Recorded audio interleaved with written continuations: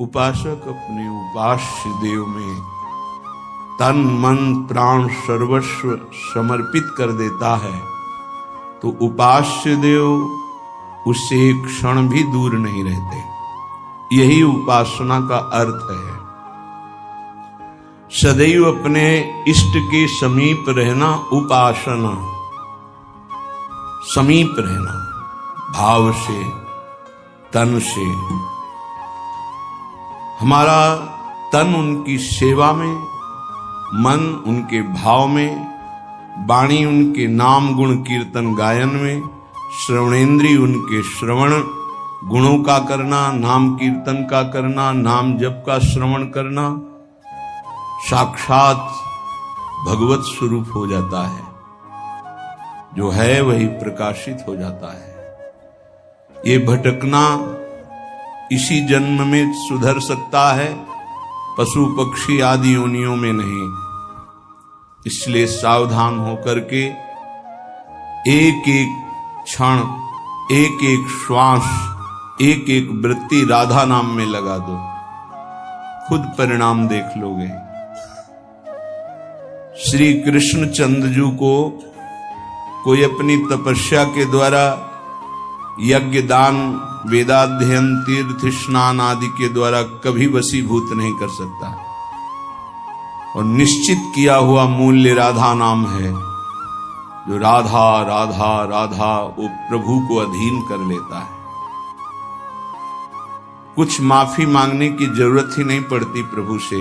अनुल्लिख्या अनंता नपि तदपराधान मधुपतिर महाप्रेमा विष्टस्तौ परम देयम विंशति तवैकम श्री राधे गृणत ई नामामृत रसम महिम्ना कह सीमाम स्पृशति तो दास्यैक मनसाम। जो राधा राधा राधा ऐसा उच्चारण करते हैं, प्रभु उनके अनंत अपराधों का लेखा जोखा ही नहीं करते। श्री जी के नाम की ऐसी महिमा है। फिर जो श्री जी के चरण दास्ता में अपने जीवन को लगा दिए, उनको क्या मिलता होगा।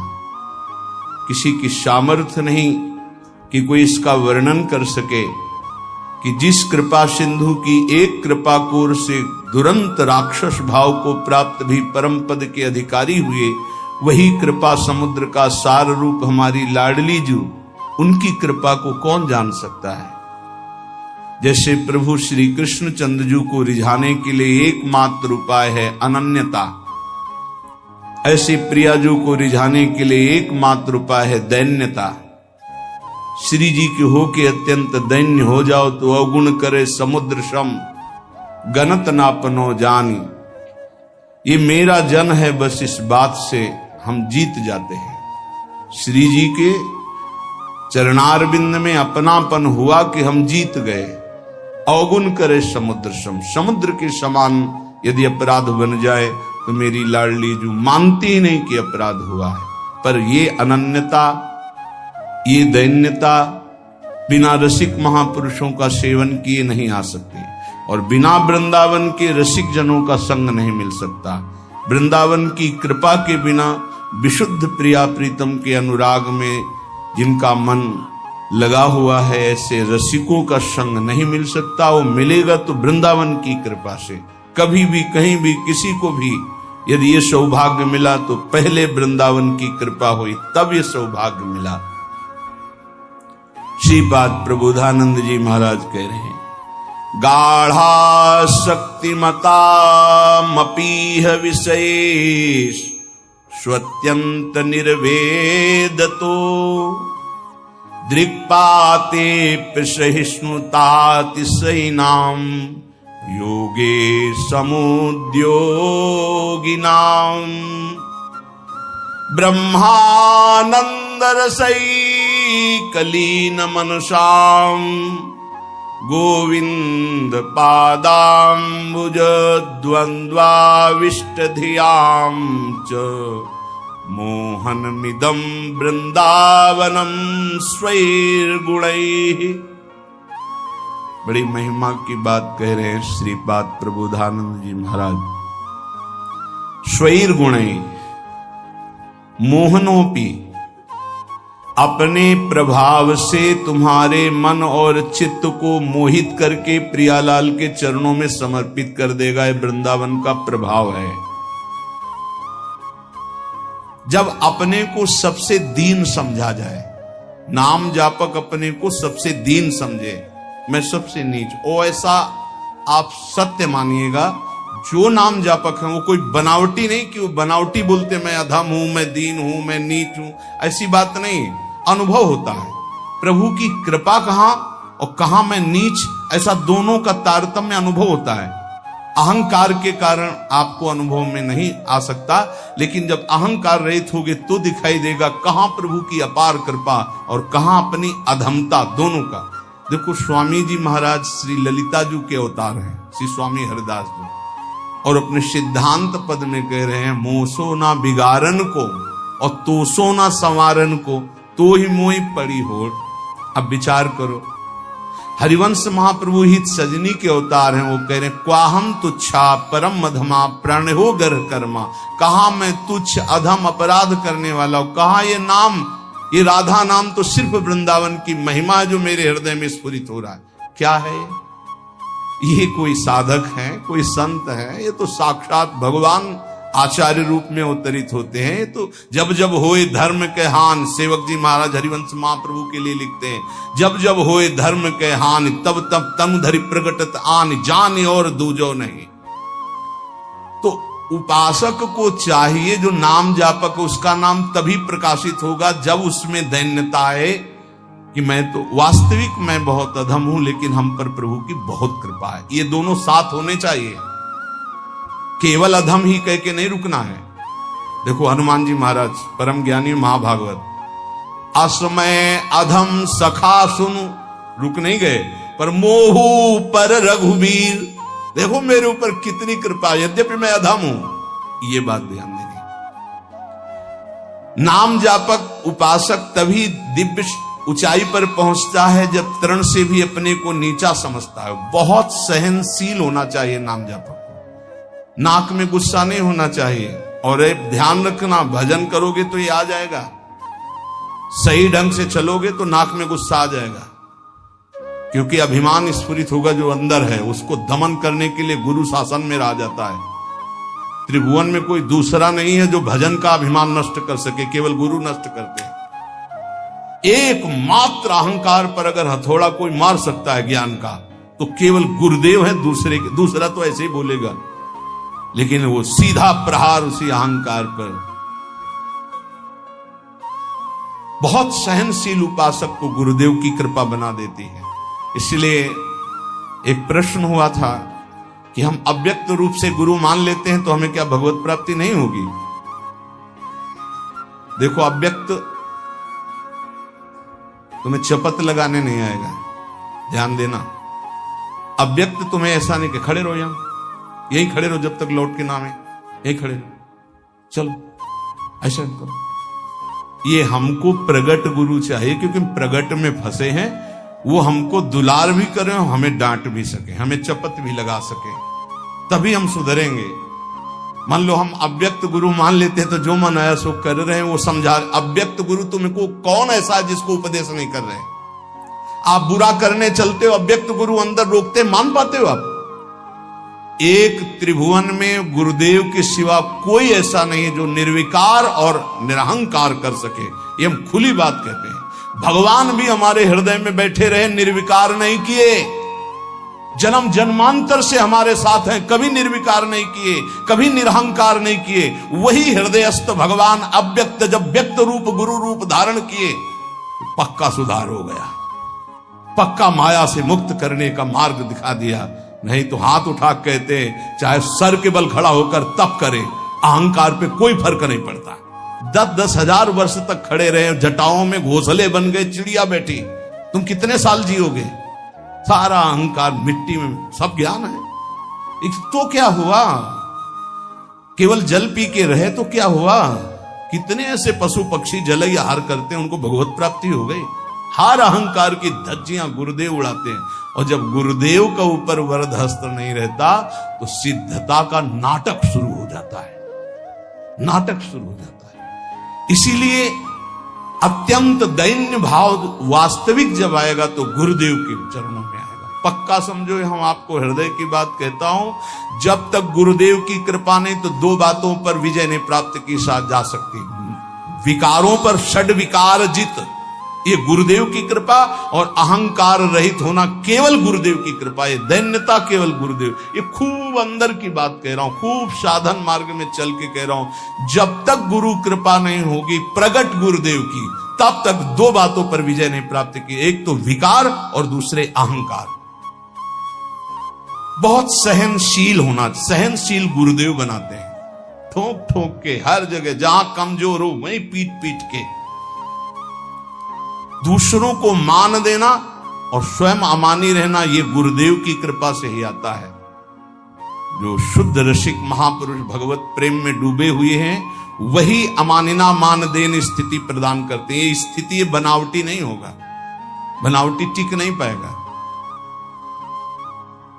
चाहे जितना भारी विद्वान तपस्वी पांडित्य से युक्त क्यों न हो, जब तक वो अपने को तृण से नीच नहीं समझता, सहनशील नहीं होता, दूसरों को सम्मान देना, स्वयं अमानी रहना, तब तक उसमें भगवत भाव का प्रादुर्भाव नहीं होता। ये बात बहुत ध्यान देने की है, नहीं खाली भटकना पड़ेगा। ऐसे हमसे बनते रहेंगे कि अंधा बटे और पड़ा चबाए। भजन करना कठिन, करके बचाना कठिन, बचा के पचाना कठिन। उपासक को चाहिए कि भूख लगे तो आधा पेट भोजन कर ले, प्यास लगे तो जल पी ले। जो विरक्त है उसे सदैव अपने साधन पथ को पुष्ट करते रहना चाहिए। अपने भजन, अपने साधन, अपना संयम, अपना ब्रह्मचर्य। कलयुग में सरल, सहज, महामहिम, परम सिद्धि प्रदान करने वाला नाम है, नाम। एक बहुत बड़े विद्वान थे, महाप्रभु चैतन्य देव नाम जी की महिमा वर्णन कर रहे थे, तो उसने कहा, यह सब हम नहीं मानते, ये शास्त्रों में अर्थवाद कहा गया है। अर्थवाद कहते हैं कि फल स्तुति का वर्णन है, ऐसा वस्तुता नहीं है। इतना सुनते ही महाप्रभु ने कानों को ऐसे उंगली से बंद किया और कहा, कृष्ण कृष्ण कृष्ण कृष्ण कृष्ण, श्री हरि श्री हरि श्री हरि श्री हरि। कितनी बड़ी पाप की बात कह दी और हमने सुन लिया। अरे नाम की तू निंदा कर दिया, सुनने मात्र से पाप लगता है। चलो सब चलो, वस्त्र सहित गंगा स्नान करो। इस अपराधी के मुख से नाम की ऐसी अवहेलना सुनने के कारण हम सब अपवित्र हो गए। महाप्रभु सब के सब वस्त्र सहित सचेल, सचेल में कहते हैं कि वस्त्र सहित, वैसे ही गंगा स्नान किया। फिर गंगा जी में खड़े होकर के महाप्रभु भक्तों को कहने लगे, भाई तुम सच्ची मानो, अखिल कोटि ब्रह्मांड नायक श्री कृष्ण के एक एक रोमकूप में असंख्यों ब्रह्मांड है। उन श्री कृष्ण को अधीन करने की सामर्थ्य श्री कृष्ण का नाम रखता है। मैं गंगा में खड़े होकर कहता हूं, पक्का पक्का। ये विद्वता भी बहुत कभी कभी भगवान से विमुख कर देती है। एक श्वास में एक नाम ले लिया, कृष्ण, राधा, राम, हरि। भारी पड़ जाएगा तुम्हारे हिसाब में जब तुम्हारा शरीर छूटेगा और तुम्हारे रजिस्टर को देखा जाएगा तो एक कृष्ण नाम निकलेगा, तो वो तुम्हें तार देगा। एक कृष्ण नाम, ये ध्रुवदास जी महाराज कह रहे हैं, एक नाम त्रैलोक ही तारे, जो ना ले सो जन्म ही हारे। पूरे जन्म में यदि भगवान नाम नहीं लिया तो व्यर्थ चला गया जन्म। और जिसने एक बार कृष्ण कहा, राधा कहा, हरि कहा, भारी पड़ जाएगा। यमराज जी महाभागवत हैं, एक नाम की कीमत क्या है, पूरा त्रिभुवन नहीं है, वो विजय को प्राप्त होगा। असंख्य ब्रह्मांडों के स्वामी अजित को जो जीत ले वो है नाम।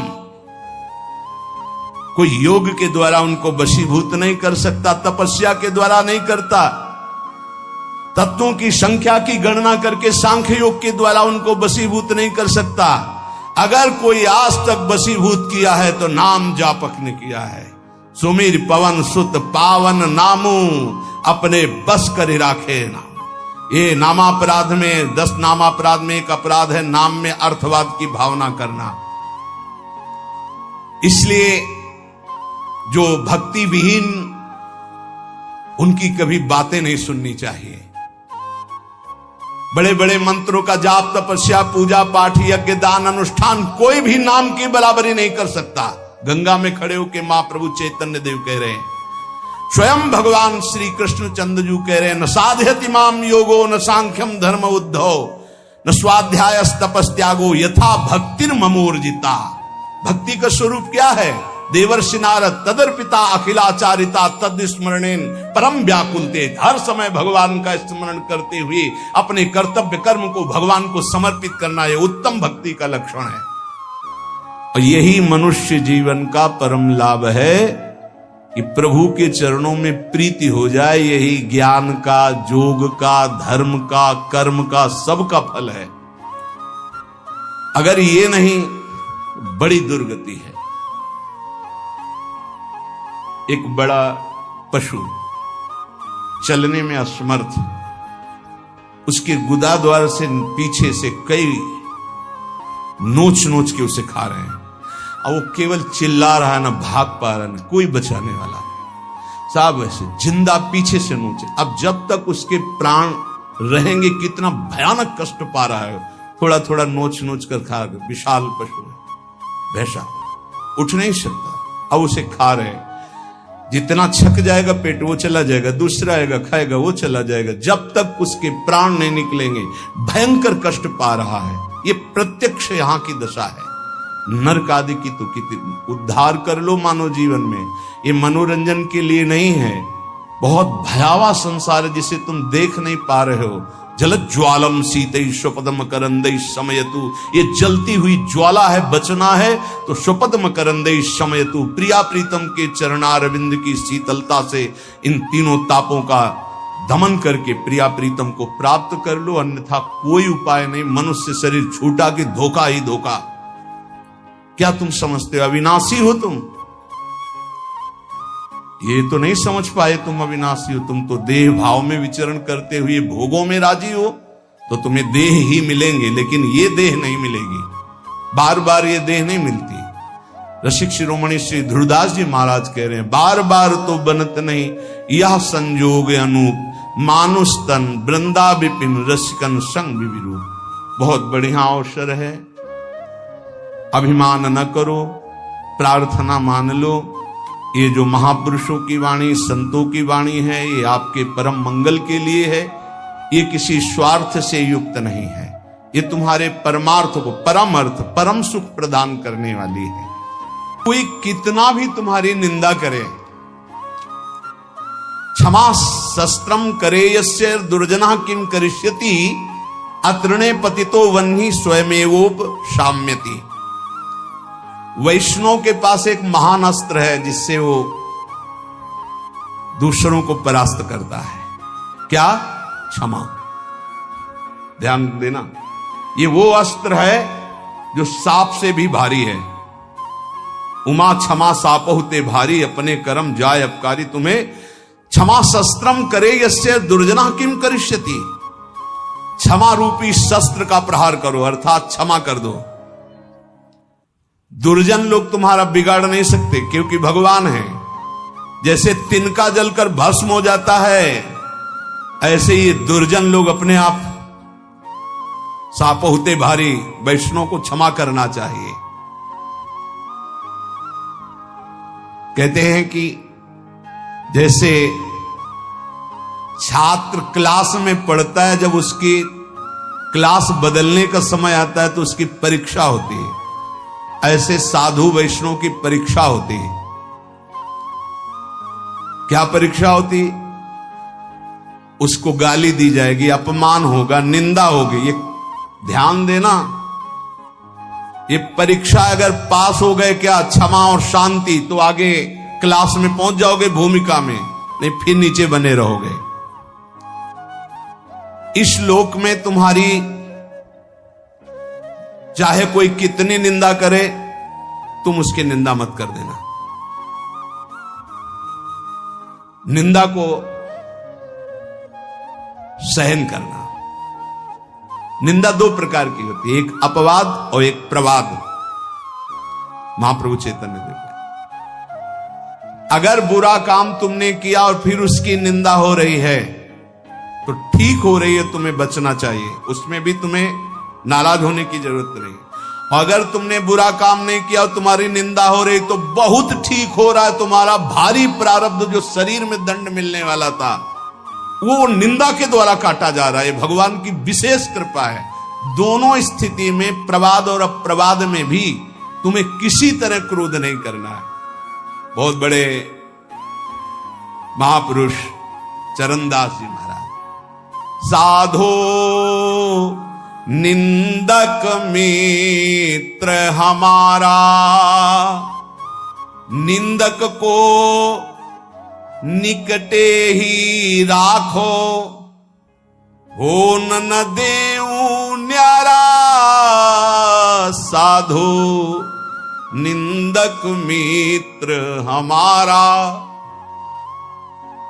निंदक नियरे राखिए आंगन कुटी छवाए, कमरे में नहीं बीच आंगन में रखो, उठते बैठते देखे, एक एक दोष वर्णन करे। ये बड़ी बढ़िया बात है। निंदा करने वाले भारी पापों का नाश कर देते, बात मान लो। पर जब निंदा होती है तो ऐसे लगता है जैसे दिया सलाई पेट्रोल डाल के लगा दी गई नहीं छाती। और उसके प्रति यही आएगा कि अगर तप होता तो राखी करके दिखा देते लोगों को।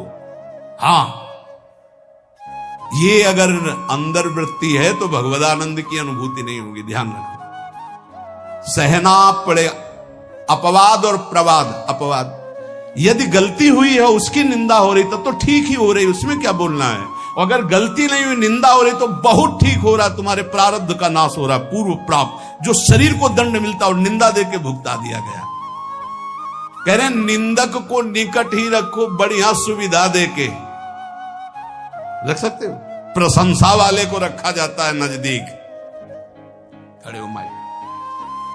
तो आप लोगों के बीच में हम ये बड़े गर्व से कहते हैं कि पूज्य महाराज जी का सानिध्य हमारा परिवर्तन कर दिया। और हम वही माइक से बोलने लगे, बड़ा दुर्भाग्य इनका संग मिला। दृष्टि बदल जाए तो कह दे ला, बड़े बड़ों की बात होती है, छोटों की नहीं। निंदा में अच्छे अच्छों की दृष्टि बदल जाती है, रौद्र दृष्टि हो जाती है। जो निंदा होने पर शांत रहे वो स्थिति प्रज्ञ महात्मा होता है। पूज्य बात उड़िया बाबा जी महाराज, जैसे कोई विदेशी भाषा में हमको गाली दे, हमें पता ही नहीं क्या बोल रहा है, मुस्कुरा के चल देंगे। जब हमारी भाषा में हमको गाली दे, हम ऐसे मुस्कुरा के चल दे, बिल्कुल बुरा ना लगे, तो समझो स्थिति आई है। पाछे निंदा करियग धोवे, सुनि मन मिटे विकारा, जैसे सोना तापी अगिन में, निर्मल करे सुनारा, साधो निंदक मित्र हमारा। ये निंदक लोग कितने कृपालु हैं। ये पीछे से निंदा करते हैं और क्या करते हैं, समस्त विकारों को उसके मिटाकर ऊपर उठा देते हैं। पक्का निंदा सह गए तो भूमिका बदल जाएगी। बहुत कठिन है निंदा सहना, बहुत कठिन है। निंदा सह गया तो द्वंद्व सहने की ताकत आ जाएगी। स्तुति बहुत अच्छी लगती है, नहीं लगती। बगल से निकल के कोई भी ये कह रहा कि बड़े भाग्य हैं ऐसे महात्मा के दर्शन, और कान में पड़े तो ऐसा लगता है बर्फ की सिल्ली रख गई। जब कोई न कोई प्रणाम न कोई नमस्कार और कटु वचन बोले, फिर उसके हमारा नम्र भाव, ये हमारी वैष्णवता, ये साधुता है। क्या करते, जैसे अग्नि में तपाकर सोना शुद्ध होता है, ऐसे निंदा करके ये लोग हमारे पापों का नाश करके हमें ऊंची स्थिति प्रदान करते। तो कौन बड़ा हुआ, जो हमें स्तुति करके नीचे गिरा दे या जो निंदा करके ऊपर उठा दे? जो ऊपर उठा दे। तो निंदक मित्र हमारा। बोले घन अहरन कसी हीरा निबटे, कीमत लक्ष्य हजारा। कांच और हीरा की पहचान कैसे होती? एक घन में पहचान होती है। घन लोहे का एक हथौड़ा जैसा होता है और उसको ऐसे रख के पक्की जगह पे, लोहे पे, और ऊपर से घन मारो। अगर नकली हीरा है तो छार छार हो जाएगा, और असली हीरा है तो कुछ फर्क नहीं पड़ेगा। तो बोले असली संत में जहां गाली गलौज निंदा अपमान करो कोई फर्क नहीं पड़ा, अगर टूट गया तो नकली हीरा था, असली हीरा नहीं। घन अहरन कसी हीरा निपटे, तो कीमत लक्ष्य हजारा। ऐसे जाचत दुष्ट संत को, करन जगत उजियारा। साधो निंदक मित्र हमारा। ये भगवान से मिलाने वाले बनते हैं, निंदा करने वाले। ये दुष्ट जन जो निंदा करते हैं, ये हमें भगवत प्राप्ति कराते हैं। इनके चरणों में कोटि कोटि प्रणाम। ये संसार में फंसने नहीं देते, छोटी सी छोटी गलती सामने रख करके हमको भगवान से मिला देते हैं, हमारे पापों का नाश कर देते हैं, हमारी बाधाओं का नाश कर देते हैं। जोग यज्ञ जप पाप कटन ही तू करे, सकल संसारा। और बिन करनी मम करम कठिन, सब मेटे निंदक प्यारा। कितनी बढ़िया बात। बड़ी बड़ी साधनाओं से पाप नष्ट करने का प्रयास किया जाता है, लेकिन निंदक, हम कुछ प्रयास भी नहीं कर रहे, हमारे सारे पाप नष्ट कर रहा है निंदा करके। कितना प्यारा मित्र है। बिन करनी मम करम कठिन, सब मेटे निंदक प्यारा। सुखी रहो, ये कोई संत ही बोल सकते हैं, ये केवल संत हृदय बोल सकता है। सुखी रहो निंदक जग माही, रोग न हो तन सारा। हमारी निंदा करने वाला, उतरे भव निधि पारा। ये कोई महात्मा ही बोल सकता है, दूसरे की ताकत ही नहीं। कह रहे हैं निंदक सुखी रहो, इस श्लोक में तुम्हारे शरीर में कोई रोग ना हो, और मेरी निंदा करने वाला परलोक में भगवान को प्राप्त हो, ये मेरा आशीर्वाद है। क्या संत है, क्या इनका हृदय कौन जान सकता है। सुखी रहो निंदक जग माही, रोग न हो तन सारा। हमारी निंदा करने वाला, उतरे भव निधि पारा। साधो निंदक मित्र हमारा। निंदा जो कर रहे हैं, निंदक के चरणों की स्तुति भाखों बारंबारा। चरण दास कहे सुनियो साधु, ये निंदक साधक भारा। ये निंदा करने वाले भगवान की प्राप्ति कराने में बड़े सहायक हैं। हे साधु, कभी इनकी निंदा मत करना। जो तुम्हारी निंदा करे तुम सह जाना, तुम्हें भगवत प्राप्ति करा देंगे, पक्की बात। इसलिए महाप्रभु चैतन्य देव अपने श्रीमुख से कह रहे हैं कि यदि लौकिक और पारलौकिक उन्नति प्राप्त करना चाहते हो, तो तुम अपनी निंदा की कभी अवहेलना मत करना। तुम्हारी निंदा हो रही, बड़े प्यार से चुपचाप सुन लेना और क्षमा कर देना, तो तुम इस परमार्थ के क्लास में ऊपर उठ जाओगे। यदि जीवन में किसी के कोई दैवी संपदा की विशेषता और महाभागवती गुण पाए गए हैं, तो उन्होंने जीवन में बहुत कष्ट सहा है, गालियां सही है, मारपीट सहे, अपमान सहे हैं, तब जाकर वो जैसे स्वर्ण तपाने पर चमकता है, ऐसे वो चमकते हैं। उपासक को लौकिक पारलौकिक उन्नति प्राप्त करने के लिए निंदा, अपमान, तिरस्कार सहना होता है। ये सहने के सामर्थ्य फिर कह रहा हूं, सदगुरु कृपा पात्र में आती है। जो सदगुरु प्रदत्त नाम जप करता है, मंत्र जप करता है और उनके चरणों में दैन्य होके रहता है, उनकी आज्ञा में रहता है, तो ये सब जितनी सामर्थ्य देवी संपदा की वो सब जागृत हो जाती है।